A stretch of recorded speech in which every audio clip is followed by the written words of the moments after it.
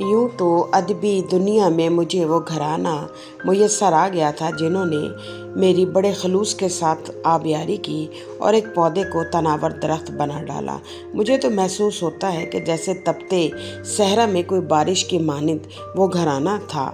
Mrs Ajmal Niazi बहुत दुआएं देती थीं और अक्सर मुझे मेरी खैरियत पूछा करती थीं। ये वो दौर था कि जब मैं मसाइल और मुश्किलात में घिरी हुई थी। एक दिन तो मिसेस न्याजी ने यह कहकर मेरी हौसला अफजाई की कि फहमीदा, ये घर आपका मेका है। जब कोई शिकायत हो हमारे पास आ जाना, हम खुद तुम्हें संभाल लेंगे। कितना मजबूत और ताकतवर महसूस किया था उस लम्हे मैंने खुद को। डॉक्टर अजमल न्याजी से पहली मुलाकात अकेडमी ऑफ लेटर्स की एक तकरीब में हुई। बेशुमार अदीब और शोरा मौजूद थे। वहाँ मैंने एक अदीब और कॉलम निगार की तरफ अपनी किताब बढ़ाई और कहा कि इस पर अपनी राय दे दीजिए। उन्होंने मेरी किताब को अपने हाथ में लिया और बोले, किस गधे ने आपकी किताब शाया की है? मैं सटपटा गई। क्यों, क्या हुआ? ना टाइटल दुरुस्त है और ना ही कलर्स का मुनासिब इंतखाब है। मैं उनके गुस्से की वजह ना समझ सकी। वो इतने गुस्से से बोल रहे थे कि तकरीबन सब लोगों ने उनके तर्ज तखातुब को महसूस किया। मैंने किताब उनके हाथ से ली और एक तरफ जाकर खड़ी हो गई। कुछ देर बाद डॉक्टर अजमल न्याजी मेरे पास आए और बोले, क्या मामला हुआ है?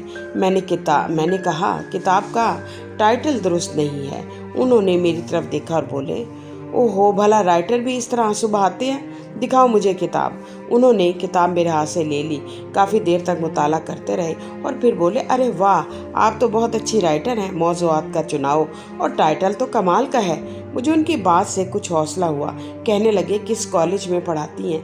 मैंने कहा, बंद रोड कॉलेज में। कहने लगे, हाँ, मैं वहाँ एक तकरीब में गया था, आपसे मुलाकात नहीं हुई।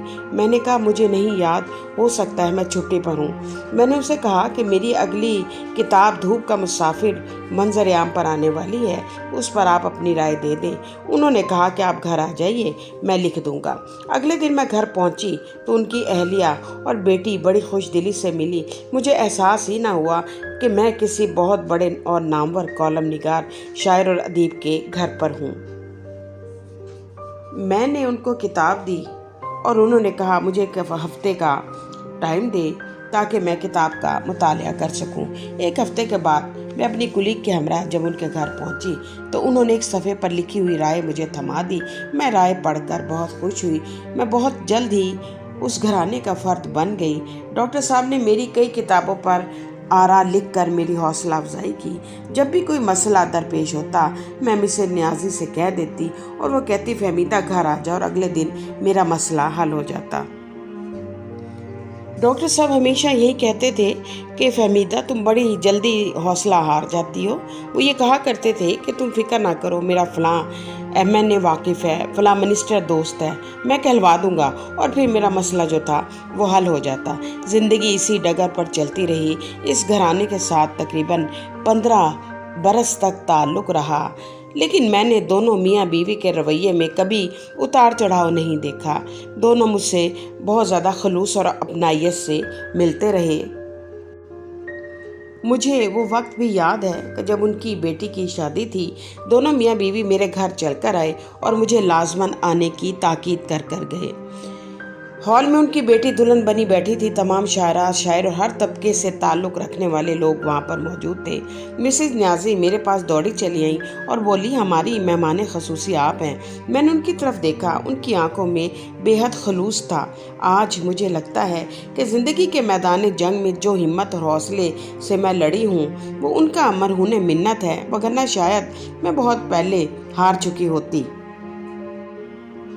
मुझे वो वक्त भी याद है कि जब मैं डॉक्टर अजमल न्याजी की वफ़ात से 3 दिन कबल उनके घर गई।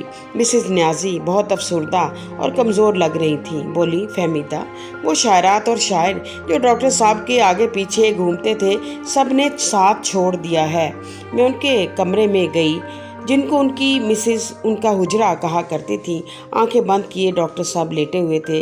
डॉक्टर साहब, मैंने हल्की से आवाज़ दी। मैंने दोबारा आवाज़ दी। مسز اجمل نیازی نے کہا کہ 2 دن سے یہ حال ہے کہ کچھ خبر نہیں۔ میں نے مسز اجمل نیازی کی طرف دیکھا اور کہا کہ میں اس گھر سے کبھی خالی ہاتھ نہیں گئی۔ میرے تمام مسائل کو ڈاکٹر صاحب چٹکیوں میں حل کر دیتے تھے اور آج وہ جواب بھی نہیں دے پا رہے ہیں۔ میں نے بڑی مشکلوں سے آنسوؤں کو روکا۔ مجھے معلوم تھا کہ اب میں دوبارہ اس چہرے کو دوبارہ نہیں دیکھ پاؤں گی۔ میں تیز قدموں سے کمرے سے باہر آ گئی۔